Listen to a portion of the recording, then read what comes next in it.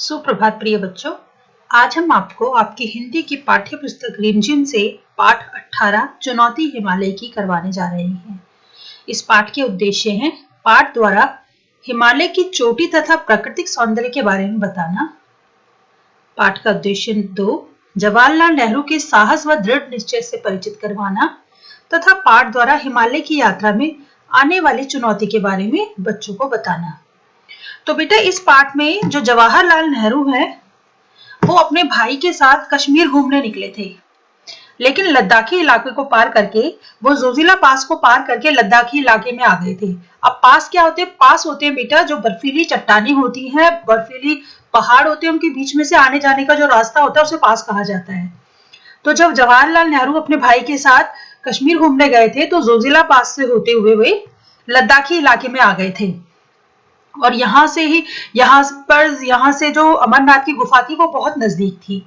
तो बातों बातों में कुली ने बताया कि यहाँ से सर 8 मील की दूरी पे है अमरनाथ की गुफा।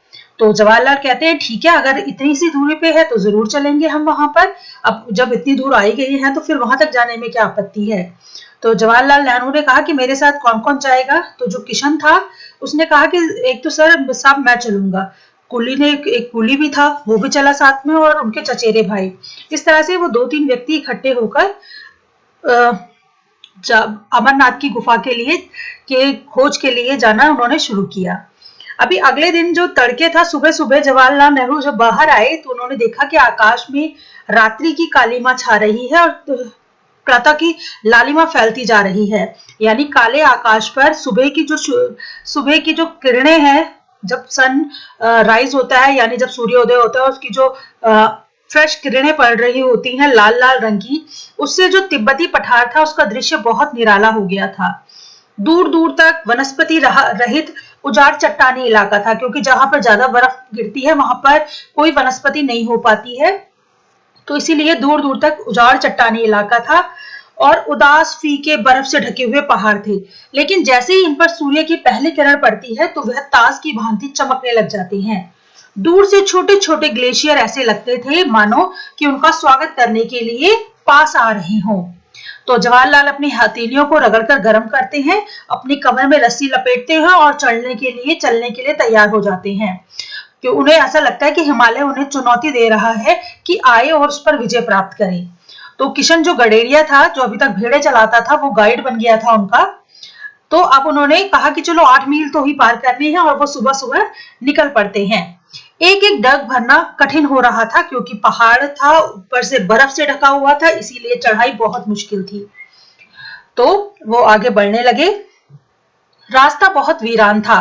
पेड़ पौधों की हरियाली के अभाव में अजीब सा खालीपन दिखाई दे रहा था। कहीं पर एक फूल दिखाई देता तो आंखों को ठंडक लगती थी। चारों तरफ उन्हें पथरीले चट्टाने और सफेद बर्फ के पहाड़ दिखाई दे रहे थे, और सू सू करती बर्फीली हवा जो बदन को काटती जा रही थी। ठीक है, जवाहरलाल आगे बढ़ते जा रहे थे। ज्यों ज्यों वे ऊपर चढ़ते गए उन्हें सांस लेने में दिक्कत होने लगी। क्यों होने लगी? क्योंकि जैसे हम हाइट पर चढ़ने लगते हैं ऑक्सीजन का लेवल कम होने लगता है, जिसकी वजह से सांस लेने में तकलीफ होने लगती है। तो एक कुली की नाक से खून बहने लगा, तो जवाहरलाल ने जल्दी से उसका उपचार किया। उन्हें भी अपनी कनपट्टी की नसों में तनाव महसूस हो रहा था। ऐसा लग रहा था कि जैसे दिमाग पर खून चढ़ाया हो। लेकिन जवाहरलाल नेहरू ने अपना पक्का इरादा किया हुआ था और वे आगे बढ़ने लगे। जैसे जैसे वे आगे बढ़ने लगे तो बर्फबारी होने लगी। ताजी बर्फ के कारण क्या हुआ कि फिसलन बढ़ गई और चलना और भी कठिन हो गया। तभी उन्हें सामने एक बर्फीला मैदान दिखाई दिया, जो चारों ओर से हिम शिखरों से यानी बर्फ की चोटियों से ढका हुआ था, और ऐसा लग रहा था जैसे देवताओं का मुकुट हो। लेकिन थोड़ी ही देर में वह बर्फ के धुंधलके में, जैसे बर्फ गिर रही थी तो बर्फ की में वो ओझल हो गया। दिन के 12 बजने वाले थे और वो 4 बजे से लोग चढ़ाई कर रहे थे।